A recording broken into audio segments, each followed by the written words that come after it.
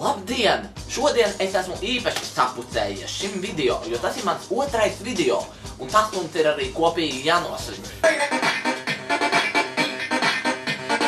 Man daudzi cilvēki rakstīja, ka man ir jāpārtrauc šļupstēt, bet tas ir, tā es runāju.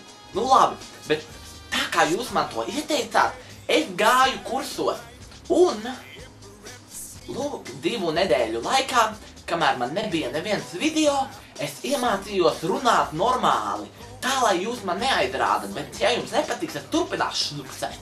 Nu tad aiziet, klausieties manu jauno balsi, kā jums tā patīk.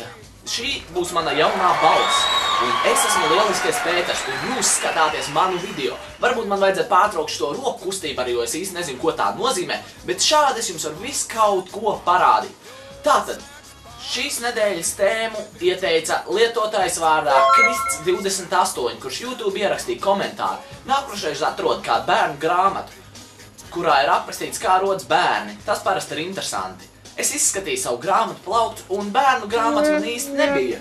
Bet es atradu, lūk, šādu grāmatiņu, kura saucās Ķermenis, pirmā enciklopēdija. Un, lūk, šādu grāmatiņu, kura saucās Mazā džentlmeņa enciklopēdija. Nu, lūk, sākam. No kurienes tu nāc? Lai radītu bērnu, vīrietis un sievieti, kuri viens otru mīl, savieno savus ķermeņus. Interesanti, interesanti. Tātad, kungs dzimumloceklis mierstāvoklī, lūk, ir bildīte, un lūk, ir bildīte dzimumloceklis stāvoklī. Aiziet. Šajā lielās baudas brīdī vīriešu dzimumloceklis piebriest un kļūst stingrs, kā tēlots šajā otrajā bildītē. Tad tas maigi iekļūst sievietes dzimumorgānos un ievada tur šķīdrumu, ko sauc par spermu. Tātad, šajā grāmatā vēl daži jautājumi, kurus mēs pārunāsim. Kas izraisa erekciju? Seksuālas iekāres iespaidā dzimumloceklis krasi palielinās. To rada asins pieplūdums dzimumloceklī, par to jau runājām iepriekš. Par to mēs nerunājām iepriekš, bet tas te grāmatā bija rakstīts. Kādam nolūkam kalpo klitors? Tas ir mazs vīrieša dzimumloceklim analogs erekcijas orgāns un atrodas maksts priekštelpā mazo kaunumam lūpu savienojuma vietā. Sievietes seksualitāte tam ir liela nozīme. Sievietes seksualitātē. Jā. Uzbudinātam klitoram palielinās apjoms, turklāt tā galviņa vērsta uz leju, nevis uz augšu, atšķirībām no dzimumlocekļa, kad tas ir uz augšu.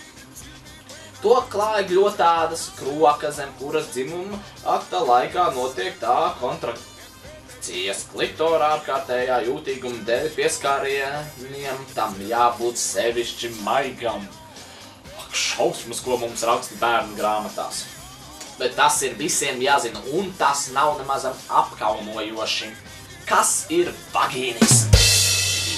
Tā sauc neapzinātu maksts muskuļu saraušanos, pretojoties dzimumlocekļa ievadīšanai. To izraisa bailes no dzimumakta. Tātad tas skars sievietes.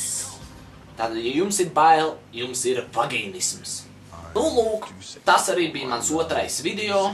Paldies par skatīšanos. Protams, sekojiet man, komentējiet. Rakstiet komentāros, ko jūs vēlaties, lai es nākamo pārunāju, vai kādu grāmatu man atlasīt.